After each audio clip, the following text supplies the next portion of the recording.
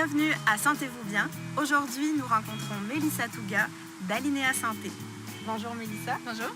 Alors, tu es une spécialiste de l'entraînement postural. Oui, c'est ça. Fait que tu vas nous faire connaître un petit peu ce que c'est. Oui, bien entendu. Merci. Alors Mélissa, qu'est-ce que l'entraînement postural? Ça vient d'où? Puis ça sollicite quelle technique? Écoutez, ça vient de plusieurs approches, je devrais dire. Tout d'abord, moi, j'ai fait ma formation de gymnastique sur table. Donc, la maison mère est à Montréal. C'est encore très peu connu de monsieur, madame, tout le monde, mais c'est un entraînement postural profond qui a été inventé au début des années 80 par madame Thérèse Cadrin-Petit. Donc, c'est une approche qui vient d'Europe. Des fois, on a entendu parler de la table penchant. Je ne sais pas si tu as déjà entendu parler de ça. C'est ça. Dans le milieu de la santé, on a entendu parler de ça. C'est une approche c'est un monsieur qui était athlète olympique, je crois. En tout cas, quelqu'un qui était très, très, très sportif, mais il a fini sa carrière en étant très blessé. Puis là, il faisait des traitements, puis ça allait pas mieux. Puis il a inventé une table assez longue pour pouvoir se coucher dessus, assez étroite pour pouvoir s'asseoir avec les fourchons. Puis ça permettait de mettre de travailler le corps contre gravité, avec et contre gravité. Puis travailler les moments de charge qu'on appelle en physique, les bras de charge, tout ça. C'est une table qui bouge? Oui, c'est comme à peu près l'épaisseur d'une planche de plywood, si on peut dire, mais montée sur 2 tréteaux. Fait qu'on peut la travailler en plan plat, horizontal, ou en plan incliné si on enlève un tréteau. OK. Donc, moi, j'ai fait cette formation-là en 2005-2006. Puis à cette époque-là, j'étais thérapeute en réadaptation physique, qui est mon premier métier. Puis, j'ai trouvé que les gens avaient une meilleure récupération, qui allait tellement mieux et plus vite en faisant des exercices qu'en faisant que du traitement.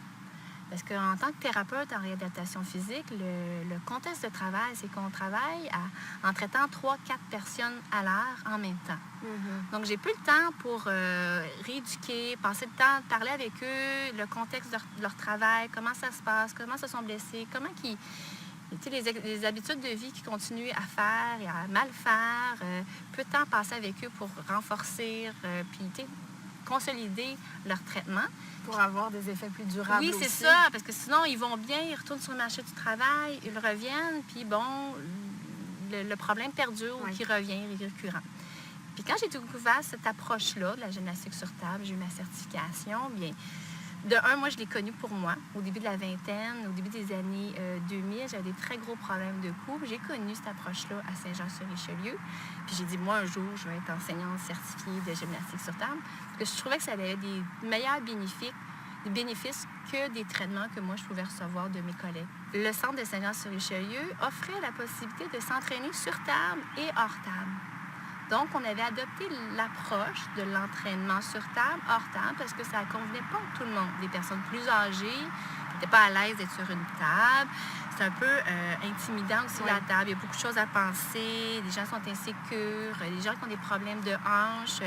La table ne pouvait pas convenir à tout le monde. Puis ça demandait beaucoup de concentration. Puis, tu sais, les gens ne se concentraient pas à faire leur exercice. Ils étaient trop focusés sur l'objet. Puis s'adapter aux changements que ça peut représenter. Fait que c'est ça. Fait que moi, j'ai appris avec Katia Lambert, qui est la propriétaire du centre Oxygène, le centre de gymnastique sur table à Saint-Jean-sur-Richelieu, cette approche-là qui est hors table. Puis j'ai décidé, moi, que j'avais envie de le partager puis de revenir dans ma région, justement, puis aller faire découvrir ça aux gens. Je crois que c'est plus accessible. On n'a pas besoin d'un centre parce que pour offrir les cours de gymnastique sur table, il faut être certifié, avoir un centre certifié licencié.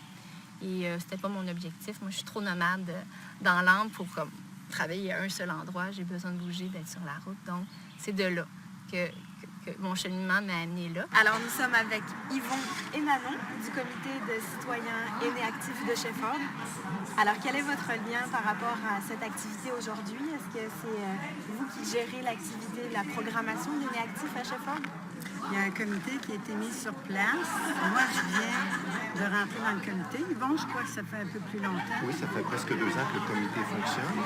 C'est un comité de citoyens bénévoles qui donne son avis aux élus, donc au conseil municipal, pour les besoins des aînés en termes d'activité, pour développer un sentiment d'appartenance,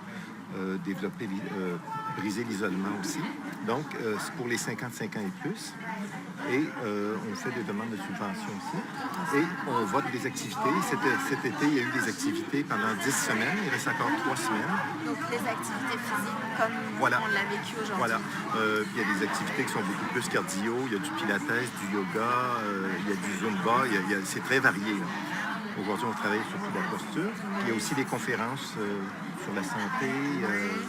Durant l'année, il y a toujours des événements, des conférences qui sont données vis-à-vis les actifs, les aînés actifs. Puis, est-ce qu'il y a une bonne réponse, les citoyens et citoyennes de Très- c'est en 50 ans ou 55 ans? Bon, 50 ans. 50 ans et Oui, plus. c'est ça. OK. On ne demande Vous pas, êtes on demande ouvert. pas la carte. Bon. Oui, il y a une très, très bonne réponse. Juste pour cet été, Lynn, la coordonnatrice des loisirs, disait qu'il y a eu plus que 357 participants à date. Et c'est pas fini. On est rendu, ils vont à 527. 527. Oui. 527. Oui. Donc, c'est beaucoup. Très bonne participation. Voilà. Vous n'êtes pas certain si vos genoux sont bloqués, on va les bloquer. Bloquer. Puis débloquer. Comme si je donnais deux petites pichenottes. Donc, on ne va pas les plier beaucoup, on va juste comme les déverrouiller tout. Puis maintenant, je vais vous demander de mettre votre main dans votre dos. Puis sentez qu'est-ce qui se passe quand vous bloquez vos genoux. Donc, quand on bloque les genoux, puis qu'on débloque. Sentez-vous comment? Oui, le bassin bascule. Moi, je l'aime bien. Regardez mon dos, comment il devient raide. Hein? Le bas du dos vient raide. Sentez-vous ça un peu? Puis des fois, ça augmente les raideurs dans le haut de la colonne aussi, dans le cou. Donc, une des raisons pour laquelle il faut débloquer nos genoux, c'est pour enlever cette petite raideur-là. Puis imaginez, là, bon, vous connaissez le principe, rien ne se perd, rien ne se crée, tout se transforme. Hein? Mon père me l'a répété toute mon enfance. Donc, s'il y a une partie du corps qui ne bouge pas, ben, c'est les autres extrémités qui vont bouger plus. Donc, si votre genou il est bloqué, c'est votre pied, votre cheville, votre hanche, votre bas de dos qui va compenser.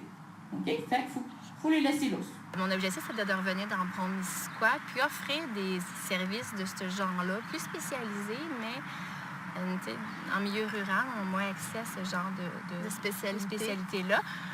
En ayant grandi à Pike River, j'étais habituée de faire 25, 30, 35 minutes pour aller suivre des cours de gymnastique sur table, mais faire 1 heure pour t'entraîner 1 heure, ça devient une charge supplémentaire. Donc, la motivation des fois est un peu moins grande que si elle serait à quelques minutes de chez moi.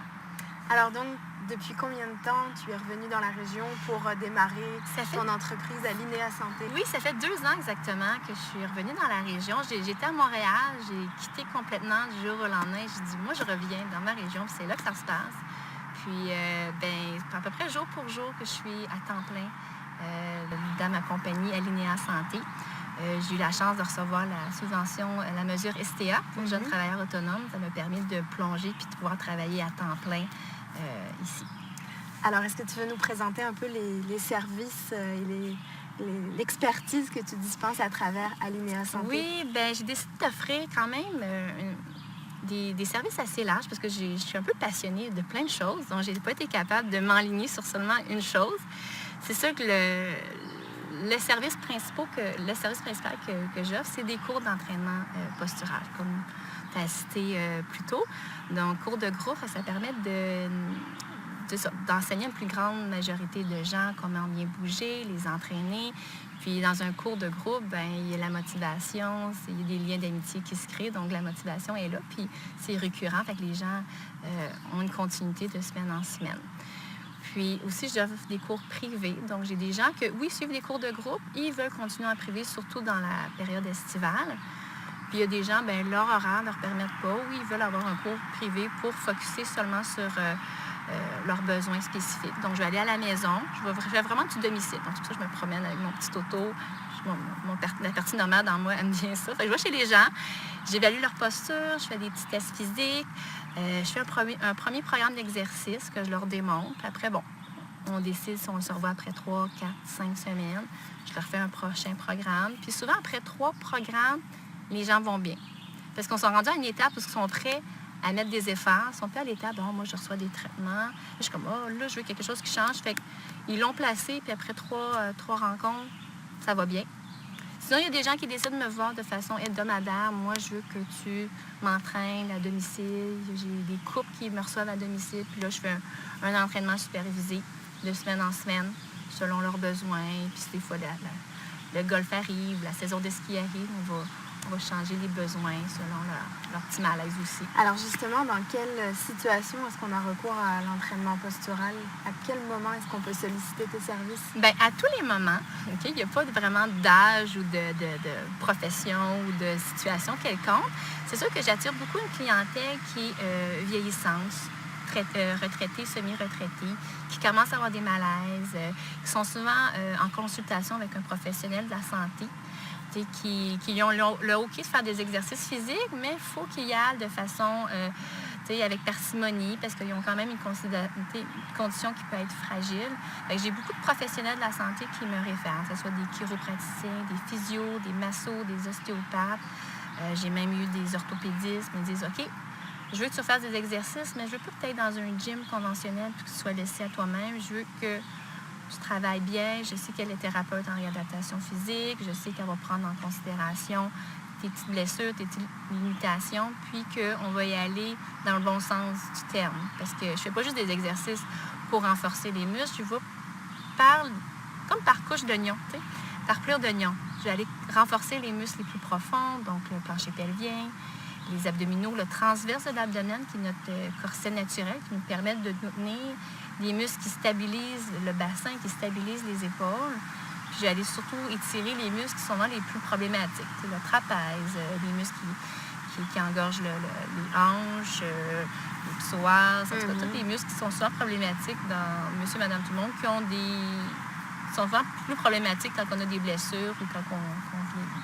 Mais j'ai quand même beaucoup de travailleurs de bureau qui me demandent leur service parce que plus ça va, pire que c'est. Ouais, les problèmes de posture, ça monte en flèche depuis les 10 dernières années. On dit que je savais déjà, il y a 10 ans, que c'était problématique, mais j'ai vu le changement avec les ordinateurs. Ouais, le temps passé assis. Oui, c'est assis, incroyable. Puis toutes les nouvelles technologies qui ne nous aident pas, les ordinateurs qui viennent de plus en plus petits, l'arrivée des tablettes, Oui. les cellulaires. Oui, c'est ça. Fait que j'ai de plus en plus de jeunes qui me consultent pour ça, des travailleurs de bureau, des travailleurs autonomes, des gens qui sont beaucoup sur la route. Ils n'attendent pas qu'ils soient trop vieux, ils veulent avoir des gens qui ont des métiers aussi très difficiles, des hygiénistes dentaires, très difficiles, coiffeuses, les massothérapeutes. Ils ont besoin de prendre attention à leur corps parce qu'ils travaillent très physiquement, toujours en torsion, en flexion. Fait que c'est ça. Fait que ça peut, puis beaucoup de nouvelles mamans. Ils ont besoin de rééduquer leur périnée, le fait d'avoir un nouveau bébé. Ça change beaucoup d'habitudes dans la vie quotidienne. On a encore beaucoup penché, une charge supplémentaire sur les épaules alors que nos abdominaux ne se sont pas renforcés. Fait que je touche un petit peu à monsieur, madame, tout le monde, là, toutes les gammes, mais j'attire plus précisément les gens retraités, semi-retraités. On dirait que les gens de cette classe-là m'aiment beaucoup. Donc, une personne va se placer en position prière, que j'appelle. Comme ça. Moi, je vais me mettre de dos, donc je vais mettre juste de côté pour que tu puisses voir. Une personne qui se place en position de prière, l'autre personne se place derrière, un pied devant, un pied derrière pour faire attention à votre dos. Puis je vais mettre mes mains ici sous les coudes. Donc, Lynn, tu prends le temps de respirer. Oui. Puis à l'expiration, tu presses légèrement tes coudes contre tes mains. Puis moi, je résiste un peu. Et tu relâches. OK? Et tu inspires. Tu presses un peu tes paumes de main ensemble et tu presses tes coudes sur mes mains. Excellent. Puis on continue comme ça. Donc, allez-y. En équipe de deux, la personne qui est devant. Si la personne qui est devant a des mal d'épaule, vous parlez. On inspire. Expire. Moi, je vais continuer. Je vais aller voir qu'est-ce qui se passe. Continuez. Donc, ouais, on inspire. À l'expiration, on presse. On descend les coudes, puis on résiste. Et on y va tout doucement. C'est un petit mou. OK. Expire. Inspire. Expire. On descend. Encore. Ça peut descendre. Encore. On inspire. S'il y a un côté qui est plus faible, vous le stimulez. Si la personne a un antécédent de blessure, tendinite, bursite, toute une affaire en hip, ça se peut que ça soit moins réveillé. Il n'est pas trop méchant avec vous, lui. Ouais. C'est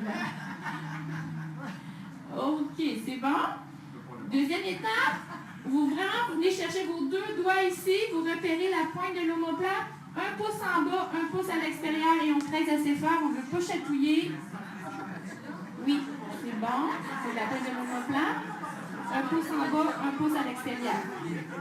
Fait que chez les dames, ça va arriver à peu près au niveau de l'élastique du soutien-gorge. OK? Oui, monsieur, vous n'avez pas mis votre soutien-gorge en public. Qu'est-ce que c'est ça?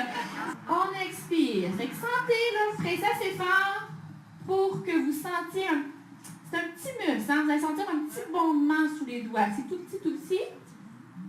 Puis vous aussi, avec la pression des doigts, on veut sentir, vous allez être capable de sentir qu'est-ce qui se passe. Depuis quelques années, dans les municipalités de la MRC de la Haute-Yamaska, il existe un programme appelé Aînés Actifs. Il s'agit d'une programmation d'activités estivales dans les parcs le plus souvent pour les citoyens et les citoyennes de 50 ans et plus. C'est gratuit, sans inscription. Ça permet de découvrir de nouvelles activités physiques. Aujourd'hui, à Sentez-vous bien, nous sommes à Shefford pour découvrir le programme Aînés Actifs. Aînés Actifs, c'est un projet qui a été créé en 2013, été 2013 en fait. Le but, c'était vraiment d'offrir des activités physiques, des initiations en fait, d'activités physiques aux aînés gratuitement dans les parcs de la Haute-Yamaska et partout là, à travers la Haute-Yamaska. Donc, à chaque jour, on offrait un cours, une initiation, par exemple, au yoga, au tai chi, des étirements, du cardio, de la musculation, etc., pour permettre aux gens de découvrir des activités physiques, mais vraiment adaptées à eux. Le but, là, c'était vraiment d'offrir aux gens la possibilité de trouver une activité qui leur convenait, parce que souvent, on offre dans les municipalités des cours pour les 50 ans et plus, mais ce n'est pas nécessairement adapté aux gens qui ont des limites, qui ont beaucoup de limites physiques et des gens qui n'ont jamais fait d'activité physique de leur vie aussi ont peur des fois de s'inscrire à des sessions d'activité, de payer des sessions dans lesquelles peut-être qu'ils ne se sentiraient pas bien. Donc, c'était vraiment de faire découvrir l'activité physique aux aînés. Souvent, les gens vont être freinés par plusieurs obstacles. Ça peut être tout simplement comment je m'habille. Je ne sais pas comment m'habiller pour aller là-bas. Je ne sais pas si je vais être assez bon. Je ne sais pas si...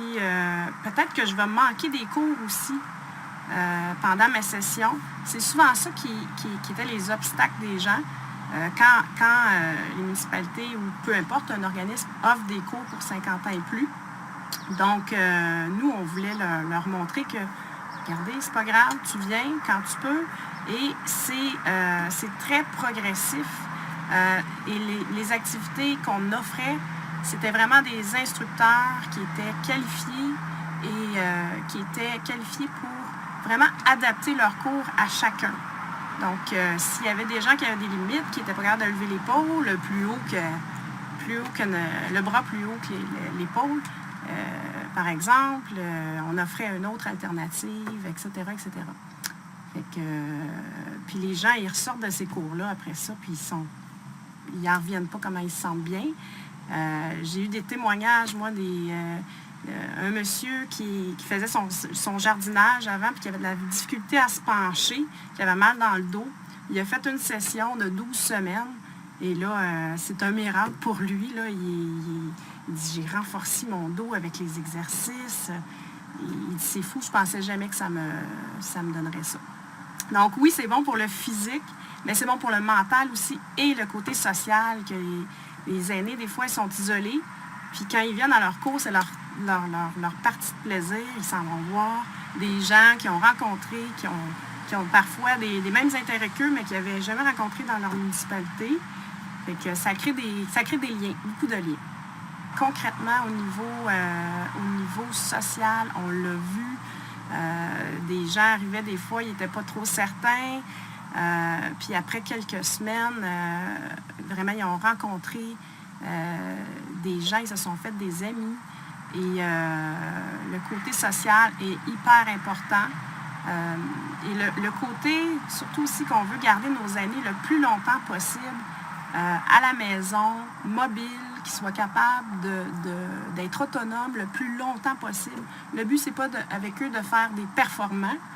On n'est pas là du tout, on n'est pas dans la performance, on est là dans on veut tonifier, on veut garder la musculature et les articulations du corps le plus lubrifiées possible pour qu'ils puissent garder leur autonomie le plus longtemps possible. Donc, c'est vraiment excellent. Moi, je trouve que c'est la meilleure pilule, là, c'est pour la prévention de la santé, c'est l'activité physique, mais il faut que ça soit adapté. Et c'est ça qu'on est allé chercher avec Aînés Actifs, un programme adapté pour eux. Dans votre émission Sentez-vous bien, nous rencontrons des personnalités locales qui nous partagent leurs trucs santé et bien-être.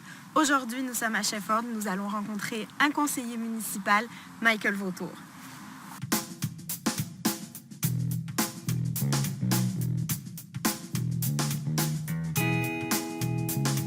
Alors aujourd'hui, avec Michael Vautour, conseiller municipal de Shefford, nous le rencontrons. Bonjour Michael. Bonjour Elsa. Merci de nous recevoir ici au parc de la mairie de Shefford, dans le fond. Oui. Pour nous parler un petit peu de l'importance des saines habitudes de vie, de la saine alimentation et de l'activité physique chez vous. C'est avec plaisir que je vais faire ça. Alors, Michael, tu es conseiller municipal depuis... J'ai été élu dans le dernier mandat il y a 2 ans, au mois de novembre 2013. 2013, ouais. C'est ça. Alors, qu'est-ce qui t'a amené à t'engager en politique ici?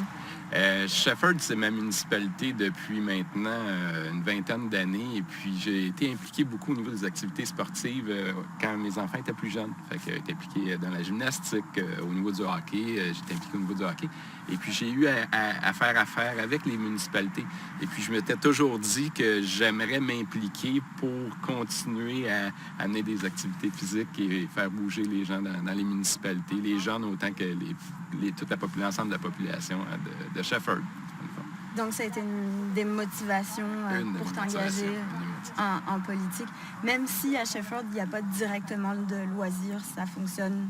Il faut aller dans les autres municipalités aux alentours. La façon que Shefford fonctionne, c'est qu'on commence à avoir quelques activités à l'interne, mais on a des contrats ou des négociations avec d'autres municipalités qui nous entourent pour offrir des activités que les citoyens peuvent accéder facilement. Alors, si on parle justement du sport dans ta vie, ça a été via les enfants, les accompagnants. Et sinon, toi, est-ce que tu pratiques du sport aussi? Oui, j'ai toujours pratiqué du sport depuis ma tout jeune âge. J'ai été un joueur de hockey, comme beaucoup de jeunes garçons québécois dans ma jeunesse. Et puis après ça, impliqué beaucoup dans l'athlétisme. Pratiquer l'athlétisme et la course à pied. Et d'ailleurs, c'est encore aujourd'hui la course à pied, une de mes activités préférées que je vais pratiquer plusieurs fois semaine. Alors, quel type de course? Dans la montagne, sur route? Quelle distance? Ma préférence, c'est beaucoup la course en trail. Okay. Fait que je vais faire des trails, des compétitions un peu partout dans la région. J'aime de pratiquer, juste dans Shefford, on a le parc des Montagnards, on a le parc écologique Jean-Paul Foran. Si on sort un peu de la municipalité, on peut aller à Bromont, dans la montagne, en arrière des sentiers de chez Canaël, le petit resto. Fait qu'on a plein de sentiers, de belles pistes où on peut profiter de la nature. Et puis, si on sort un peu de la nature et on s'en vient dans toutes les pistes cyclables, les sentiers cyclables qu'on a dans les différentes municipalités qui nous entourent, parce que je ne cours jamais à la même endroit ou très peu. Je décide aujourd'hui, je cours à Bromont, je cours à Bromont, je cours à Shefford, je cours à Shefford, je vais à Waterloo. Fait qu'on a une très belle région dans la MRC pour pouvoir profiter de ça. Fait que j'essaie de voir les différents paysages. Puis ça rend la chose moins monotone aussi.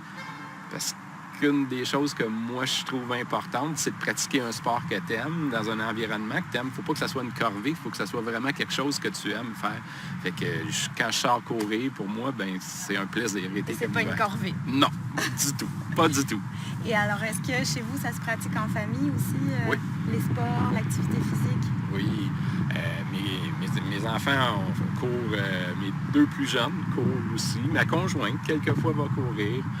Avec ma conjointe, je vais faire du rollerblade, du vélo. Mais le roller, je dirais qu'il est la préférence de Josée. Fait que si elle a une petite chance d'aller faire du rollerblade, je vais aller faire du roller avec elle sur nos pistes cyclables encore dans la région. On a des beaux terrains de jeu ici, dans la région. OK, oui. Et puis, tu me parlais aussi de l'importance de la saine alimentation dans votre vie. Comment est-ce que ça s'exprime?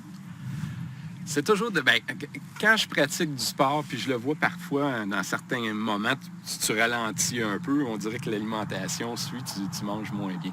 Tandis que maintenant, quand tu commences à faire ton sport, mais tu veux avoir une saine alimentation parce que tu t'en rends compte quand tu pratiques ton sport que ça va bien. Fait que dans mes habitudes alimentaires, je dirais, les petits trucs que j'aime de pratiquer, c'est j'ai toujours mon lunch. Fait que partout ce que je veux, j'essaie d'éviter d'aller au resto parce que ça évite les tentations de manger plus. Ouais, plus ou moins les bonnes choses. Fait qu'en apportant mon lunch à tous les jours, j'apporte des choses qui vont être bonnes pour moi, puis j'essaie de conserver ça de cette façon-là. Tout en se gardant, une journée semaine où on peut se gâter puis profiter des choses qu'on pourrait aimer plus. Ça fait aussi partie des plaisirs de la vie. Oui, exactement. Fait que il y a toujours une balance. Faut pas que tu fasses quelque chose, que ce soit une corvée. On parlait tantôt de l'activité physique, c'est une corvée, mais la même chose, si bien manger pour toi, c'est une corvée, ça peut devenir désagréable. Fait que c'est de pouvoir en profiter aussi. Alors, tu es père de famille, conseiller municipal, tu travailles aussi chez IBM. Chez IBM, oui. À temps plein. Oui. Comment est-ce que tu réussis à concilier un équilibre entre toutes ces responsabilités, toutes ces activités? Souvent, c'est un défi, puis c'est une des raisons pour lesquelles on va négliger des fois une sphère ou une autre. C'est quoi les trucs? Je pense que le plus important, c'est de se céduler des choses. Pour moi, si on cédule comme avec le conseil municipal, on a des réunions les mardis, mais j'organise mon horaire. Je sais que le mardi, je ne pourrais pas pratiquer mon sport, ou en tout cas pas en soirée. Fait que je vais des fois le faire sur l'heure du midi. Fait qu'à l'usine, on a un sentier cyclable en avant de l'usine aussi. Fait que parfois, je vais aller faire mon jogging sur l'heure du midi. Ça va dans les sentiers cyclables qu'il y a là. Fait que je dirais que c'est beaucoup d'organiser nos horaires alentour de nos occupations. Si on s'organise bien en pensant que pour moi, une priorité, c'est de faire du sport, je vais l'organiser à travers les différentes activités que j'ai. Fait que oui, mon travail me demande du temps. Oui, les conseillers municipaux me demandent du temps aussi, mais il y a toujours moyen de l'organiser si on prend le temps de le faire.